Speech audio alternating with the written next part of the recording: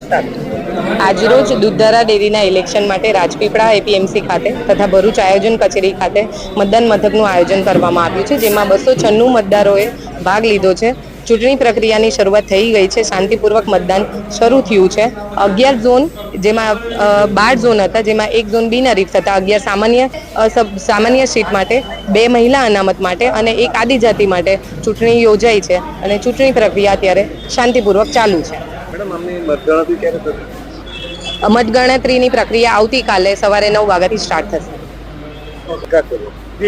આજ રોજ ભરૂચ દૂધ ઉત્પાદક સંઘનું ઇલેક્શન છે અને અમને સંપૂર્ણ વિશ્વાસ છે કે આ વખતે સભાસદોનો જે દૂધ ઉત્પાદકોનો જે જોમ અને જુસ્સો છે કે જે અમને સંપૂર્ણ બહુમતીથી જીતાડશે અને સારામાં સારું મતદાન કરી રહ્યા છે. અત્યારે આ મતદાનની પ્રક્રિયા કેવી રીતની?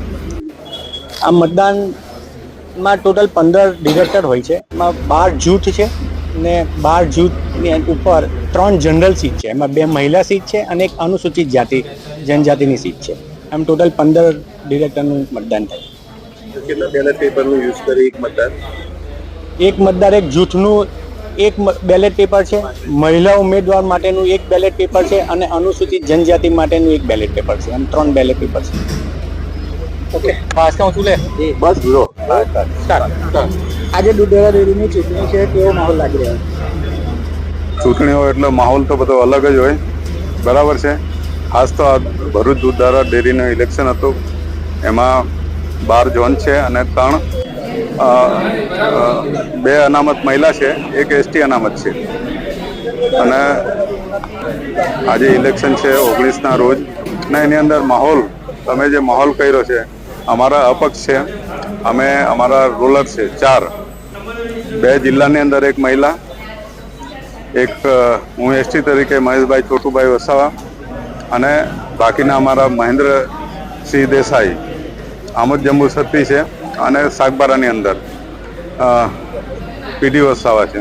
એ અમારા 4 જીતવાના છે અને અમે 100% જીતવા. અમને અમારા મતદારો પર ભરોસો છે. અમે મતદારોમાં કેમ્પેન કર્યું છે અને મતદારોએ અમને વિશ્વાસ અને ખાતરી આપી છે, જેથી આ ડેરીની અમે રક્ષા કરી શકીએ.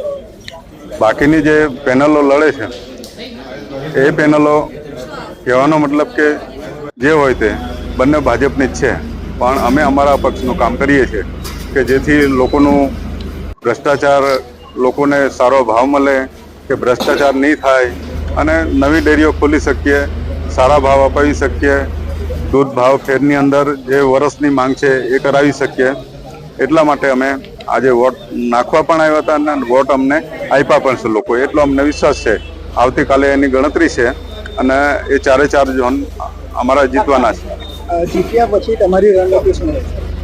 જીત્યા પછી તો પહેલામાં પહેલું તો દૂધ ગ્રાહકોને સારા ભાવ મળે, નવી ડેરીઓ ખુલે, રોજગારી થાય અને ખોટી રીતે જે ભ્રષ્ટાચાર થવાનો એને અટકાવવાનું કામ ચોકીદાર તરીકે અમારે કરવાનું છે. અને બાકી જે સમીકરણો આવશે ત્યાર પછી ચેરમેન, વાઇસ ચેરમેનના સમીકરણો આવશે, એની અંદર અમે આગળ જોઈ લઈશું. બંને ભાજપની પેનલ છે તો તમારો ટેકો કોની તરફ? બંને પેનલ ભાજપની છે તો તમારા ઉમેદવારો જીતશે તો તમારો ટેકો કોની તરફ? જો એક વસ્તુ જ્યારે અમે ઇન્ટરવ્યુ કર્યું છે, એક વસ્તુ ક્લિયર છે કે અમે ઘનશ્યામભાઈ જોડે આટલા સમયથી રહ્યા છે, ડિરેક્ટર રહ્યો, વાઇસ ચેરમેન રહ્યા છે, એમની સાથે સ્વાભાવિક છે કે એમની સાથે અમે વહીવટ કર્યો છે, ચલાવ્યો છે, પણ અત્યારે અપક્ષ છીએ. એટલા માટે અમે એમના સપોર્ટમાં રહીશું.